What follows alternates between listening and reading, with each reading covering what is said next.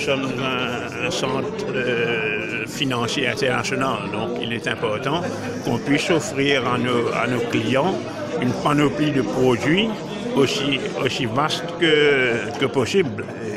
Et aujourd'hui, on offrait beaucoup d'investissements locaux. L'Afrique forme partie de la stratégie de Maurice going forward, et donc il est important qu'on puisse donner accès à des investissements au marché africain, parce que par exemple d'avoir accès à des bonds sur le marché africain, même à Maurice, ce n'est que récemment que le grand public a commencé à avoir accès aux bonds.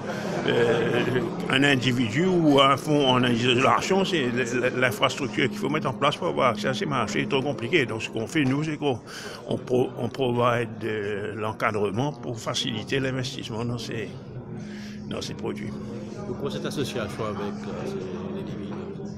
avec l'ADB, comme Jonathan Bill a dit, a pour vocation de développer les marchés financiers en Afrique. Et donc, c'est une initiative de l'ADB qui était de voir comment développer le marché des obligations en Afrique. Et en fait, on a été choisi, nous, parce qu'en fait, il y a eu un tender qui a été fait et on a été parmi les tendereuses et on a été choisi. Heureusement, ils ont choisi de venir à Maurice. Donc, c'est tout à l'honneur de Maurice que ce soit situé ici. Sinon, ils auraient pu aller en Afrique du Sud ou au Nigeria. Donc, mais l'élément de risque, vous avez bien considéré?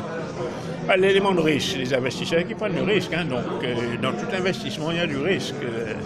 Donc là, en fait, il y a des règles bien définies dans quoi on investit. Donc, ce n'est pas des obligations de n'importe quel pays, c'est des règles de certains pays avec des critères bien spécifiques. Et ce n'est pas nous qui établissons les critères, c'est Bloomberg qui établit les critères de quels sont les pays qui sont susceptibles de former partie de l'index. Et nous, tout ce qu'on essaie, c'est de répliquer cet index. Et en fait, comme on voit, à part d'une baisse en 2016, c'est un index qui a quand même performé assez bien, parce qu'en fait, dans beaucoup des pays d'Afrique, les taux d'intérêt sont beaucoup plus élevés que ce qu'on voit dans les pays développés, par exemple. On commence à monter un peu en Amérique, mais quand on regarde dans la zone euro, les taux d'intérêt sont vraiment bas. Vous attendez un bon feedback de la part d'investisseurs? On a espéré qu'ils vont se...